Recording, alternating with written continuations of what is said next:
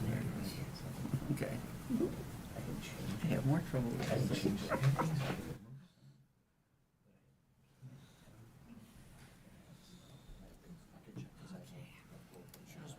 I went shopping. It was just in Boston, Monday, Tuesday, Wednesday. Got this right.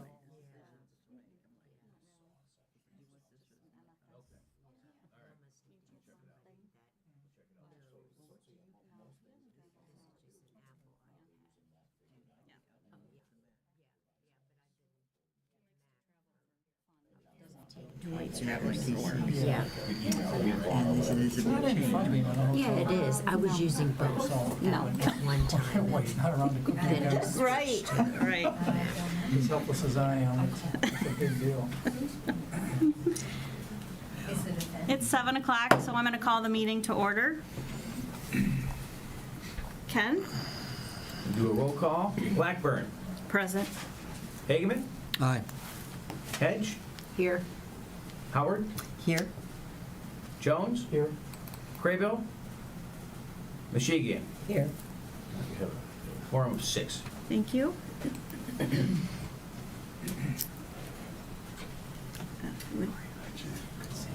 I'd like to call for an approval of the agenda. So moved. Madam President, I need to ask you to remove something from the agenda. Under new business, 7A, the agreement for IT services. This is simply a renewal. However, there's an insurance question that we could not get answered by the county in time for tonight. So I did speak with the IT manager, and he said it would be no problem to just simply move this to next month. So with that in mind, I'd like to just simply remove 7A from the agenda. Okay, so is there a motion to approve the agenda as amended? Also move. second. Any further discussion? All in favor? Aye. Any opposed? Motion passes. I'd like to ask for a motion to approve the regular council meeting minutes from September 18th, 2023.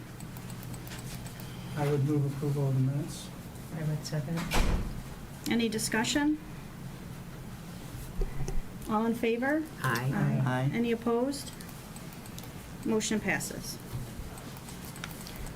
Next is President's communication. I'd like to take this opportunity to respond to the letter that was presented at the September council meeting, as well as give an update to the Bristol Lane property. When information goes out to the public, it needs to be factual, so I'm going to clear up some misconceptions that were in the letter, as well as respond to the requests that were made in the letter. I'm referring to it as a letter, not a petition, because I followed up with several of the signatures that were included with the letter, and the residents that I spoke to were not aware of the letter when they were signing. They were simply asked to sign in support of council taking steps to protect the tree canopy, but never saw the letter that was attached to their signature. As I stated at the September meeting, the tree ordinance will be on an agenda in the future.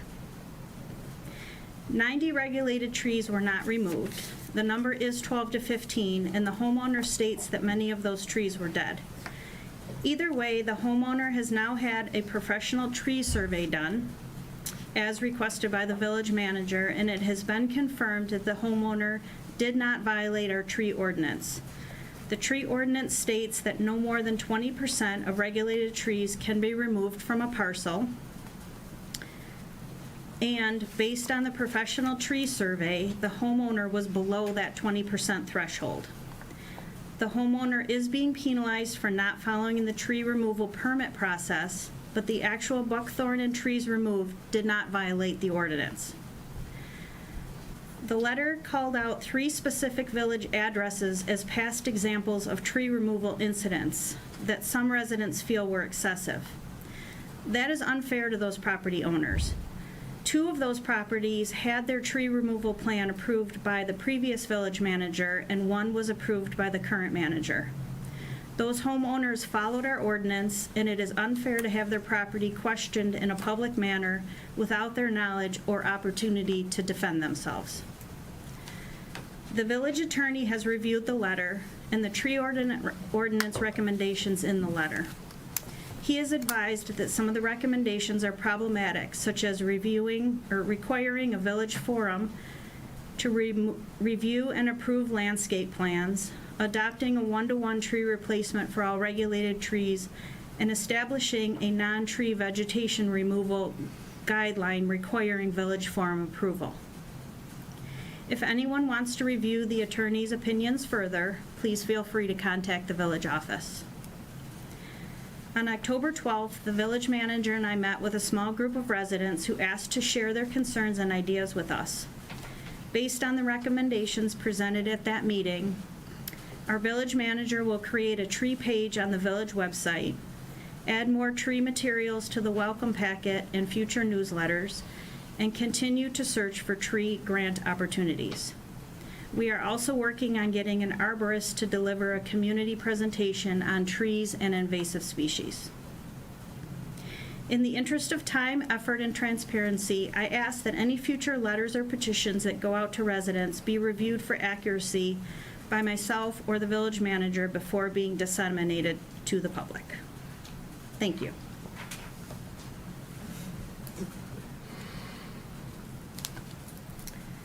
Next is public comments not on the published agenda. Yes. Mr. Friedman, I don't know if you're planning on doing that. name and address, please. Yep. Larry Friedman, 32535 Bingham Road. I'm going to continue this tree discussion here. We're beginning with some photographs. I don't know if any of you were on the Old Orchard Trail, the far eastern end. Ken, have you been there? Larry, we're not supposed to have a discussion during public Oh, comment. I'm sorry. It's all right.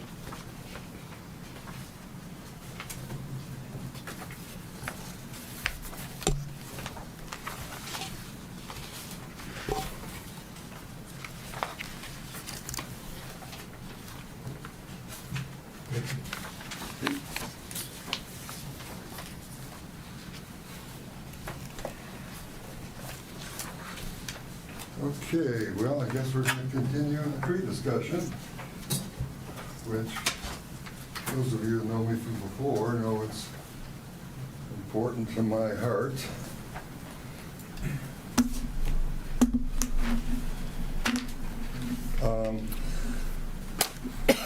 I don't know, has anybody, I guess we're not having a discussion, has anyone seen this far eastern end of Old Orchard Trail? Okay, I've got that written down. I guess we don't discuss it. I hope the council will feel they want to question Ken if he okayed this, and if so, why? Did the code enforcement officer report this? The clear cutting couldn't have been done in a day. I mean, this lot is clear cut. You guys have pictures of what the area around looks like, so that you can see this, a good idea of what the before was. This is the after. I've lived in this village for 25 years. Joe Lavity, or the Hagemans and others have lived here longer. And up until about 6 years ago, everything done in the village, like how Bingham Road, which was a dirt road, was paved, not repaved, was paved, was emphasized to keep it in the rural village character. Keeping the properties heavily treed and green was a big part of that effort to keep this rural character. Keeping the properties heavily treed and green was a big part of that. I'm repeating myself. Now, for the last 6 years, little by little, not so little by little anymore. As you can see, the president just talked about the issue from last month, and now I'm bringing up another issue of another lot this month. So this is a real problem. Now, for the last 6 years, little by little, not so little or anymore, we're losing the village's rural character identity. When people choose to come to live in Bingham Farms, they are choosing our rural character and have chosen a responsibility to maintain that character. If they wanted a subdivision community with open views down their neighbors' properties, minimum mature trees, and formal landscape, that's fine. They should have moved to Beverly Hills, Farmington Hills, or Troy. But they chose our rural village. We have a village tree ordinance, be that it may. I don't think it's strong enough, but that's my opinion. This ordinance, section 93.8E states, quote, "Homes should be situated to protect the natural features of a property." Pretty tough to do when you clear cut a lot out here like this. I mean, this is an extreme. Clear cut. Every single tree, whatever size, type, character, was cut down in this lot. I don't have a blow-up of the before, but you guys have the picture of what it looked like before, or you can transpire or translate the areas around it.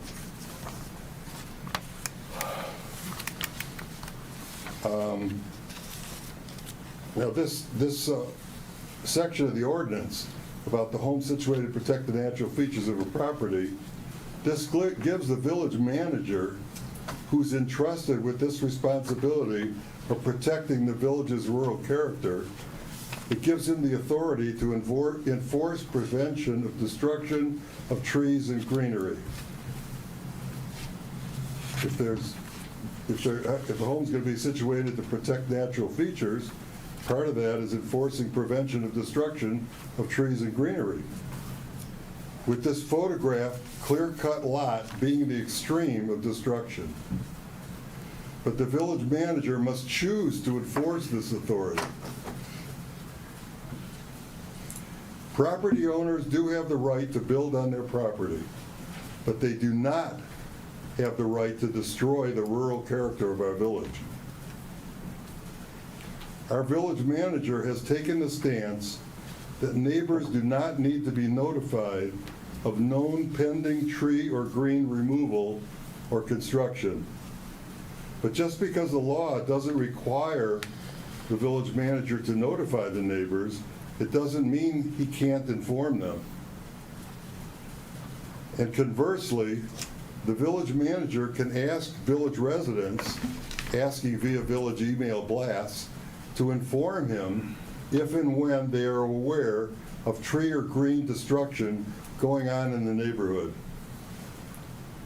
Regarding you guys, the council, this has been said before when I was there. Regarding the council, you need to strengthen the tree ordinances, strengthen enforcement of them, and create a plan to educate new residents of their responsibilities to our rural village. Thank you. Oh, I'm sorry. This is the far eastern end of Orchard, Old Orchard Trail. And I'm sorry I don't have a blow-up of what's all around it, which gives you an idea of what was cut down. Anybody else? Is there any further public comment?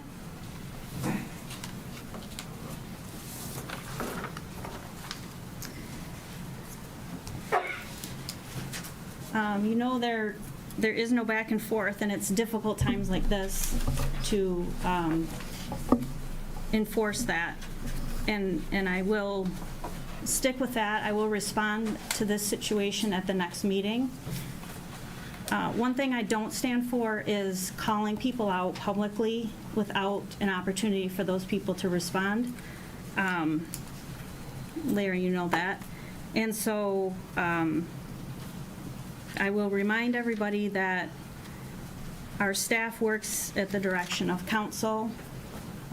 based on our ordinances.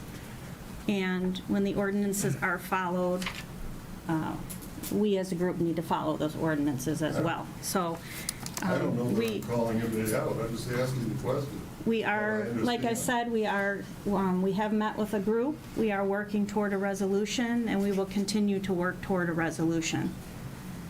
So I appreciate everybody who's put in effort toward working toward a resolution.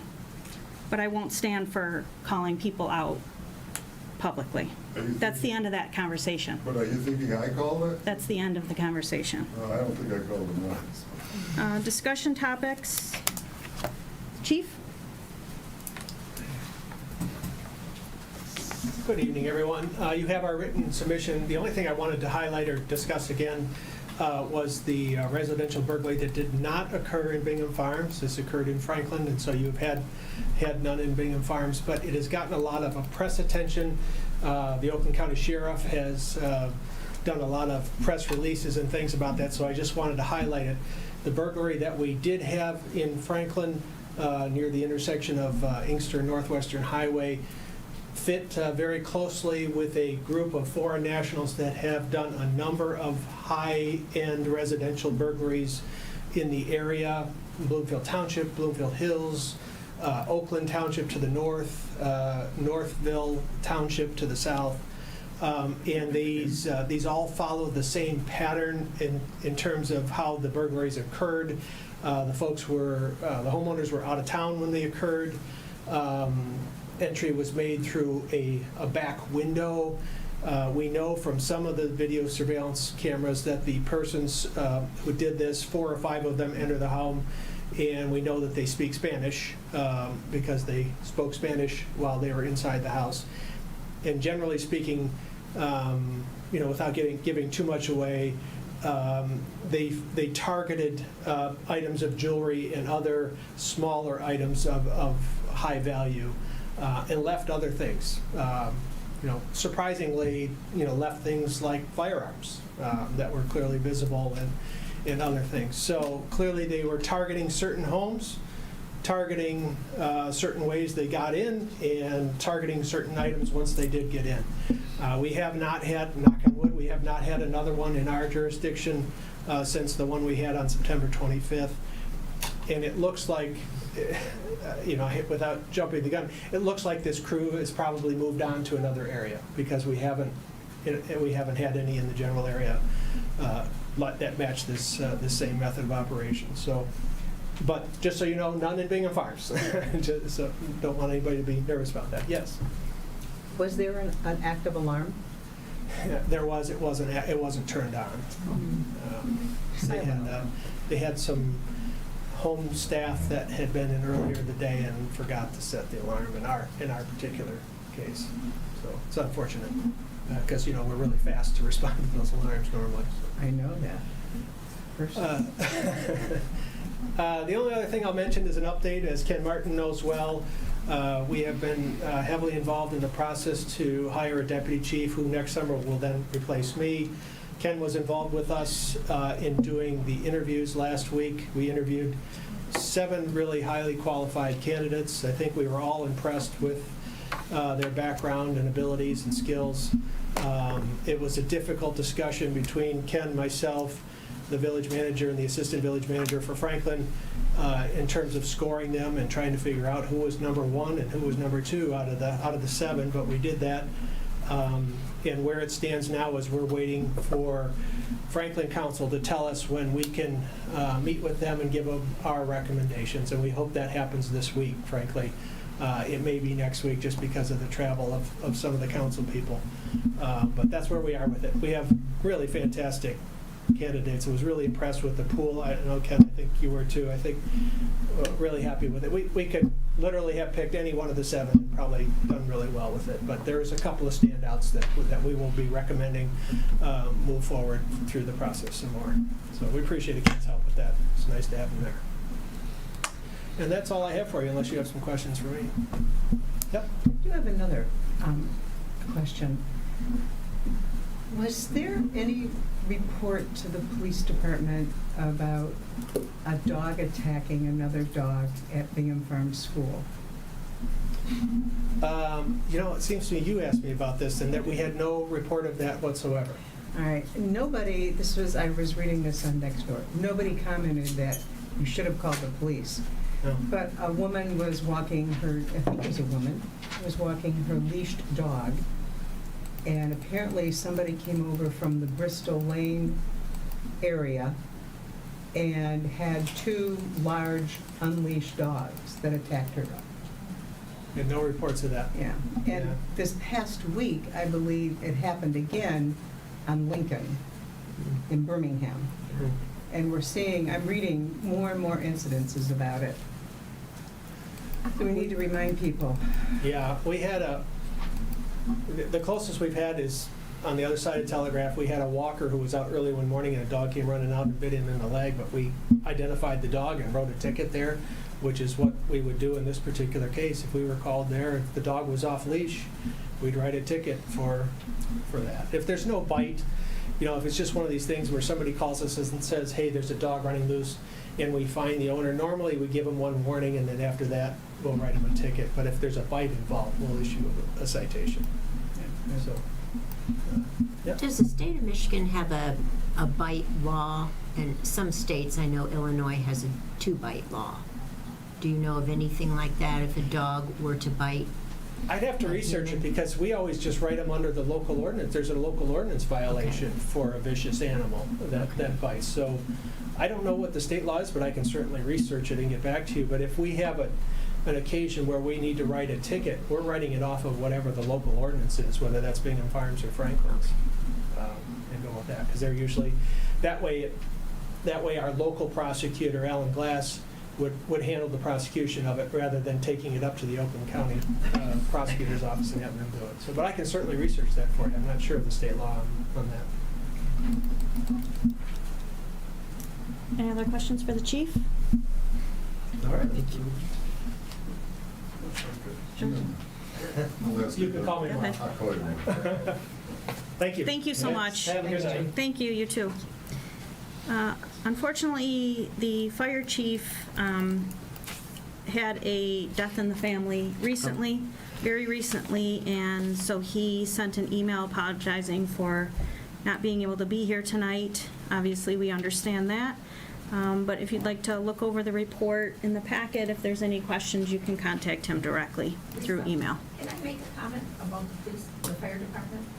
Something that I had contacted them that's positive for the village? Sure. Or does that not fit in? Doesn't? Go ahead.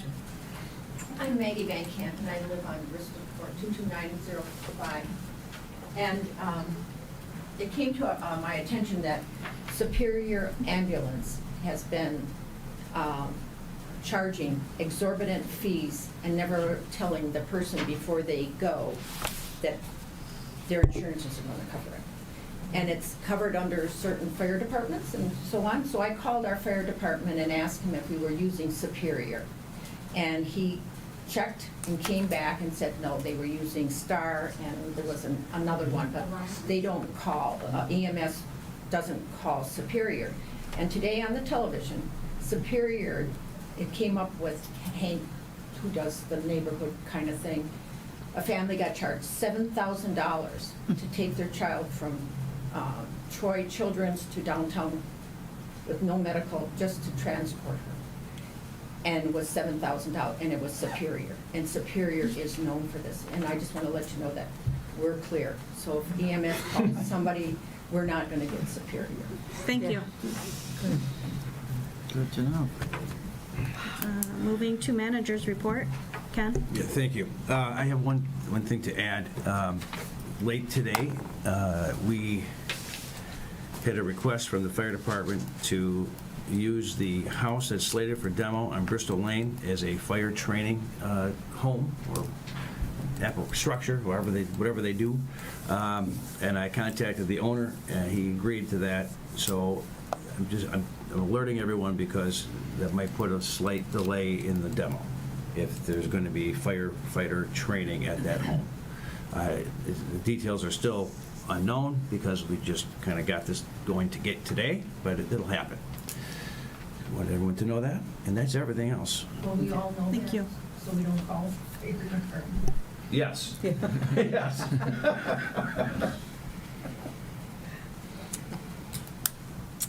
Evgeny, Economic Development Coordinators. All right, the council members should all have my written report, and I'm happy to answer any questions, but I have no additional comments.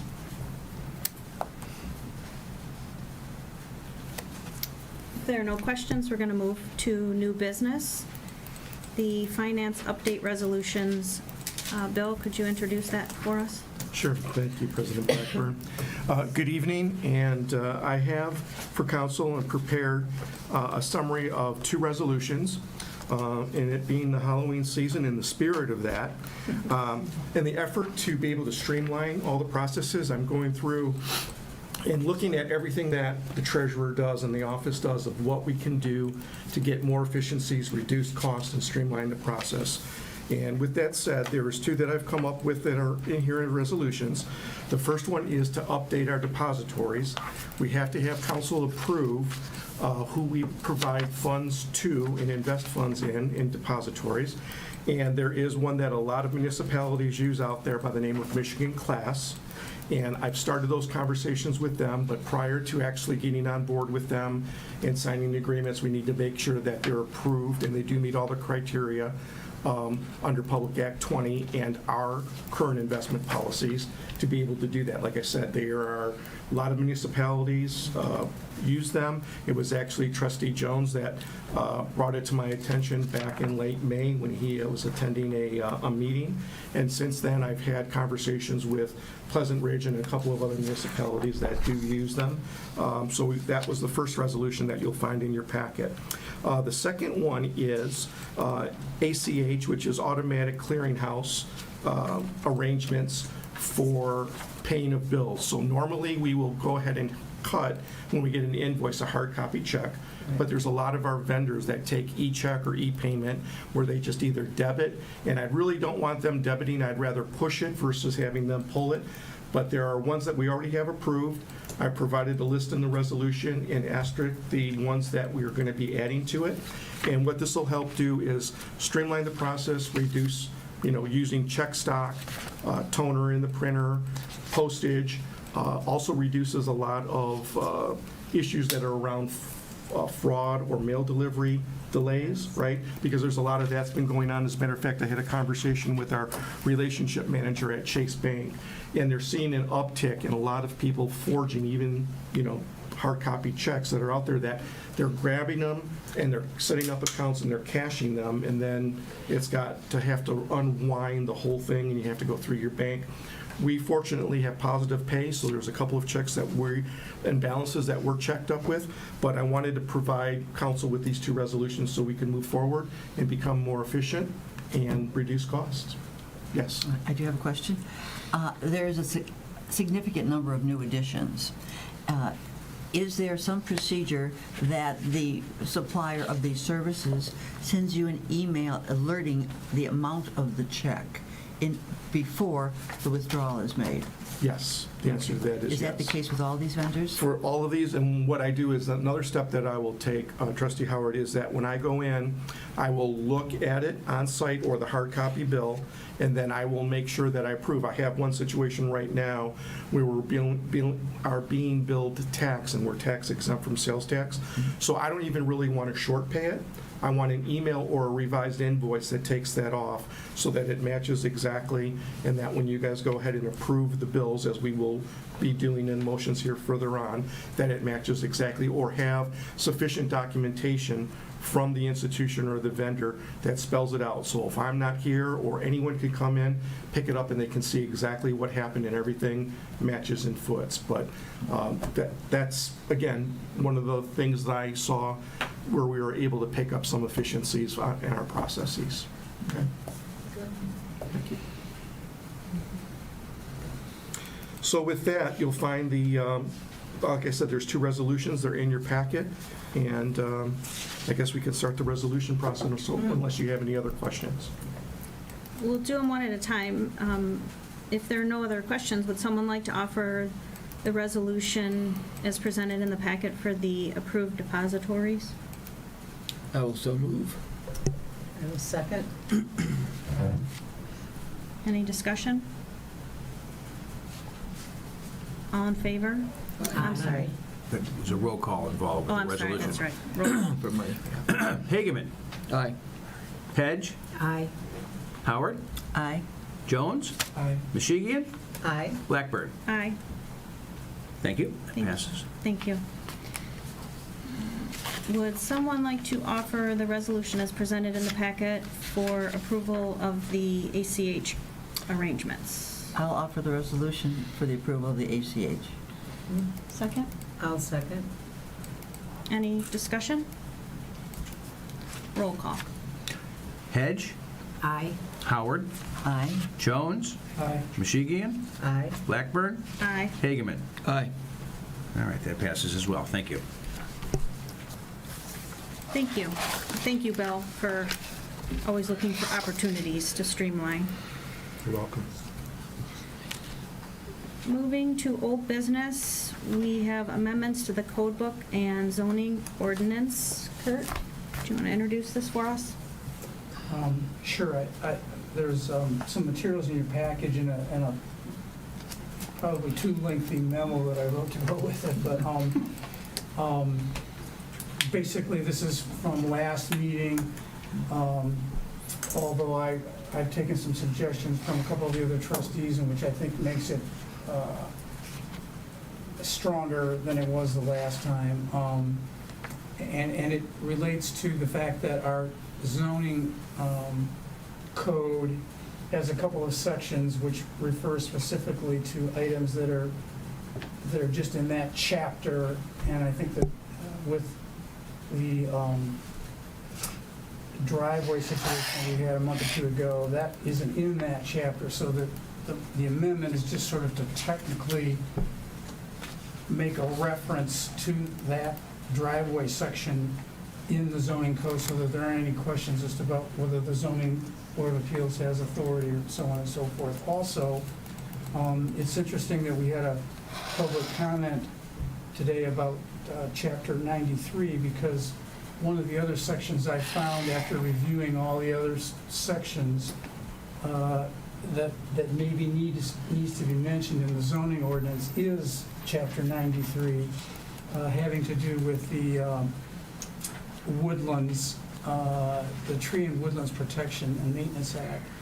The other new section that I think it needs a reference is signs, which is chapter 97. And what I'm suggesting is that in each of the zoning areas, there's a spot which allows you to reference other ordinances, and I'm recommending that we ask the Planning Commission to amend the zoning code to include these three references, one of them which would be the Tree and Woodlands Protection and Maintenance chapter, so that any developer, for example, who's going to our zoning code to look for other ordinances would see the tree and zoning code section right in there, and would hopefully then know that they need to check and make sure that they're not violating that when they clear a lot. So it's just by happenstance, part of the public comment is sort of addressed in this amendment.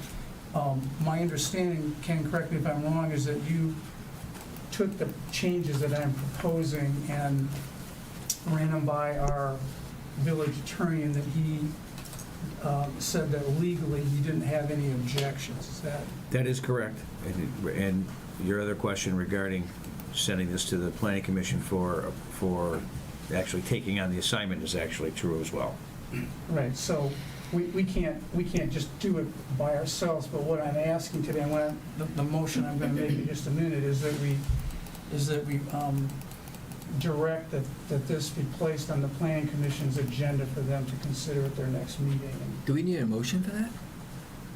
Well, we did it that way the last time we did something like that. We had a motion directing Ken to put it on their agenda. Okay. The other thing, the question on this was, these are additions that we're putting into there, but we're not removing it from Correct, the ordinances, okay. correct. All right, Yeah, we're gonna- so it'll be two places now. Yeah, it'll be where it originally is, it's just that we'll have a reference to it in Okay. the zoning code, so hopefully people won't miss it in the future. It will also be vastly less expensive. Correct, and that was Yeah, because we're doing it instead of, yeah. trustee Hedges' suggestion to do it this way, and I think it will be much less expensive, and trustee Howard suggested I don't have a problem with that. reviewing the other, and finding some other sections, so we're killing, two birds with one stone, and we won't Okay. have to, hopefully won't have to do this again for a long time, so thanks for the suggestions. If there aren't any other questions, I would move that the village clerk be directed to place on the planning commission's agenda for its next meeting the consideration of amending the zoning ordinances as suggested in the materials which were provided in the trustee packets. I would second that. Any discussion? All in favor? Aye. Any opposed? Motion passes. I just want to thank trustee Jones for doing that. It did save several $1,000s using his background, his legal background to get this done for us and sort of picking up the ball and running with it. So thank you very much for all your time spent on this. Next is small cell fees. Thank you, Madam President. This relates to the small cell ordinance that council passed recently. We need to have a resolution to set the fees that we can collect, and this resolution does so. This is according to state law. Our attorneys have prepared this resolution for us. We are allowed to charge $125 annually for a facility or pole for a small cell, which is about the size of a backpack. And then there's a bond of $1,000 for installation. I would ask that you pass this resolution so that we can put this into our fee schedule. Well, I would move that we include this in our fee schedule. I second. Yeah. Roll call vote. Yes. Is there any further discussion? Oh, sorry, any discussion? Okay. Blackburn? Yes. Hageman? Aye. Hedge? Aye. Howard? Aye. Jones? Yes. Mishigian? Aye. Okay, thank you.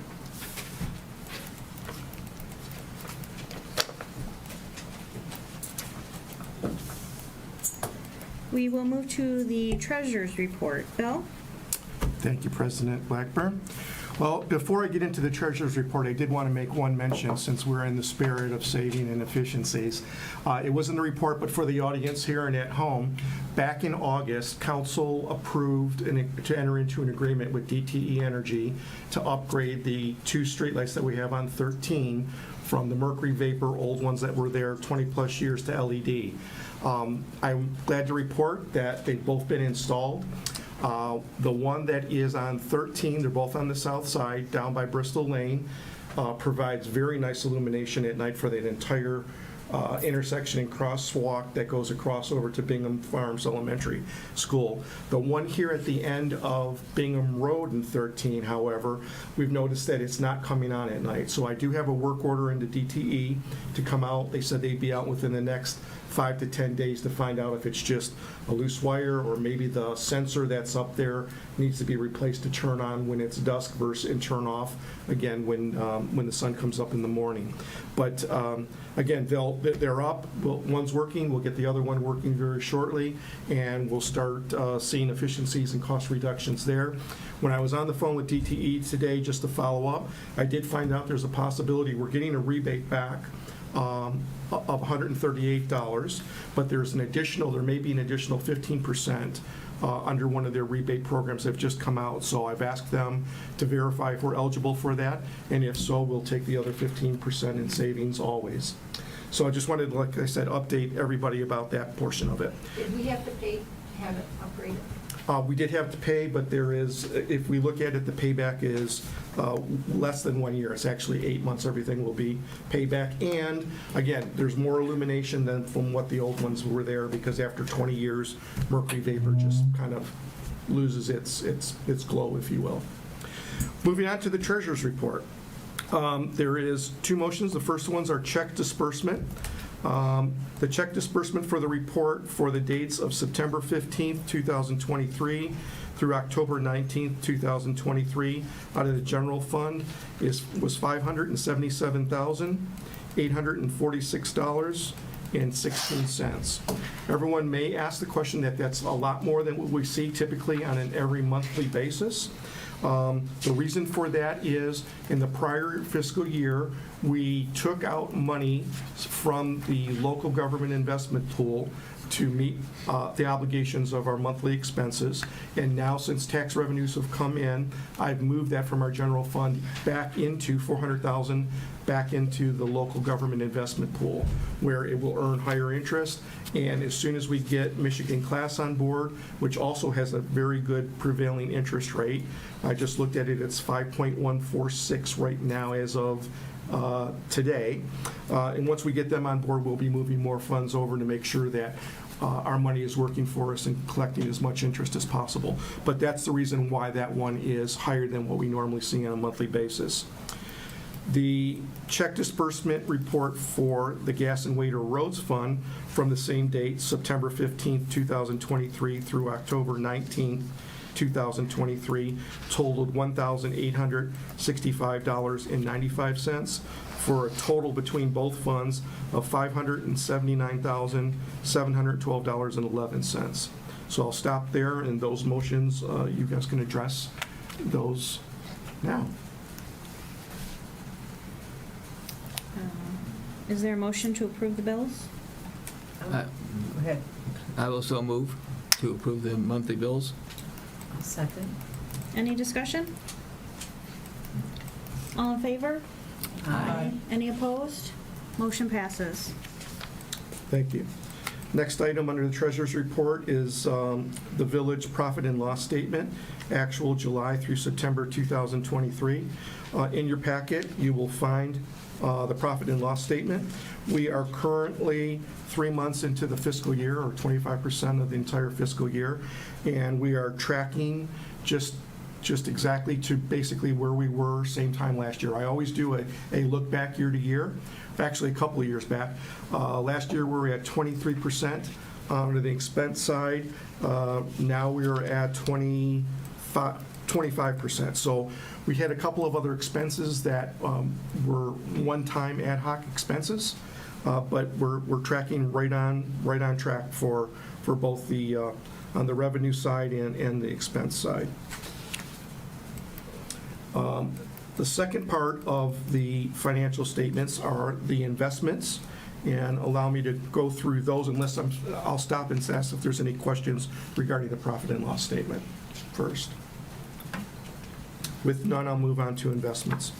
In your packet, you will also see the investments, as you do every month for September of 2023, broken down by both general fund and road fund.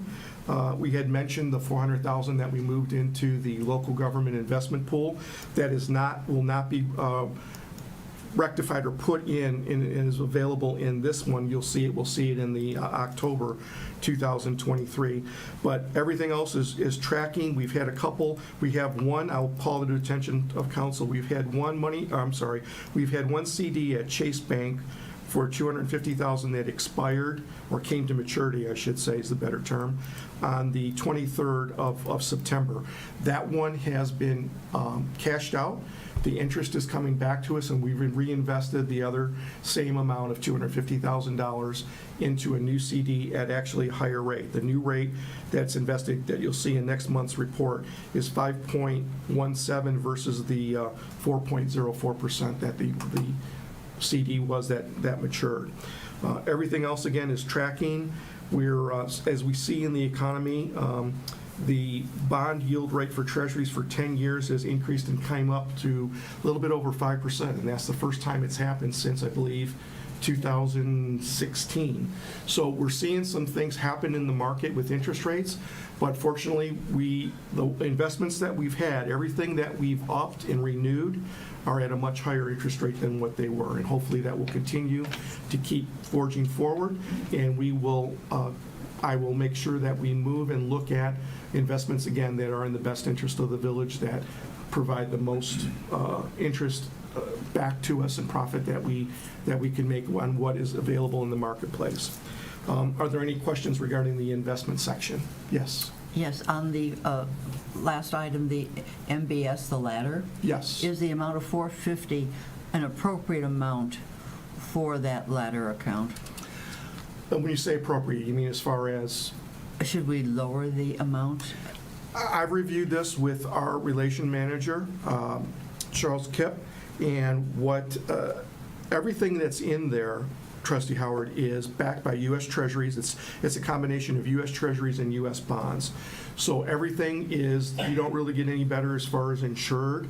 I mean, I always make sure that we're under anything that has to do with FDIC, that we're insured and we keep it below or at the $250,000 mark or just below, so that with interest, we won't go over that, so we're not putting anything out at risk as far as our funds. The $450 in there, I reviewed it with him. He assures me, and as we look at it, if it's U.S. Treasuries and U.S. bonds, we're going to have a bigger problem if something happens with U.S. Treasuries and U.S. bonds than our $450,000 that we have invested. Okay. Does that answer your question? Yes, thank you. And again, they're laddered, so as they continue to mature in that as well, you'll see it has a rate of 1.25 to 2.54. As those expire and we re-up them into various different products, obviously we're getting the better We're of gonna get the the current better rates rates, that yes. are exist in the marketplace. Any other questions? Thank you. No other questions? Is there a motion to accept the financial statements for September 2023? I motion that we accept the financial statements as presented. Go ahead. Second. Any discussion? All in favor? Aye. Any opposed? Motion passes. Thank you. Bill? Trustee comments. We'll start with Trustee Hedge. No comment. Thank you. I'd like to say that the work done by Trustee Kurt Jones was extraordinary, taking a lot of time and effort. I began to look through the process, my eyes crossed. So, thank you very much for saving the village significant dollars in doing that legal work. Trustee Hageman? Good job, Kurt. Ken, could you give us a quick explanation as to what the IT services are between Oakland County and the village? I was going through that, and as you said, I got cross-eyed going halfway through that stuff. And it's like, I guess just because I haven't been here, I don't know what it is. Yeah. Well, one of the agreements is to simply allow people to pay their taxes online with a credit card, rather than just check or cash. Previously, that's all we allowed for. Why didn't you just say that? I don't know. The other ones are sort of a package, if you will, of agreements that allow for use of assessing, property tax information, ArcGIS, satellite imagery, sensories that are attached to the water and sewer infrastructure. And every 5 years, these are renewed. Okay. Is there money involved? No.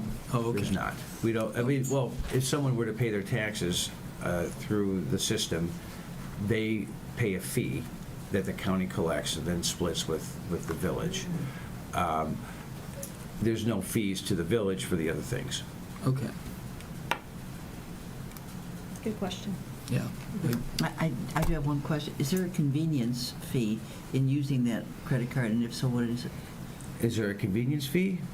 I might have to turn this way. Guys? Yes, there is a convenience fee. There is a whole chart because it varies by the amount that Oh, it you does. are actually charging. I literally have it printed out on the clipboard behind my desk, so if you want to, I can get that information. Is it in the email 3% range? I think that's the maximum or something like that. So if you want to, I can email you the whole list it's not tomorrow. necessary. I just wanted to, because that's a revenue source.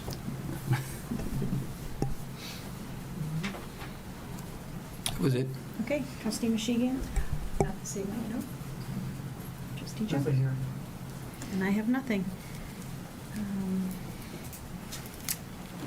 So I need a motion to adjourn. So move. Second? Second. All in favor? Aye. Any opposed? Motion passes. Meeting adjourned at 7:49. Well, that's a record.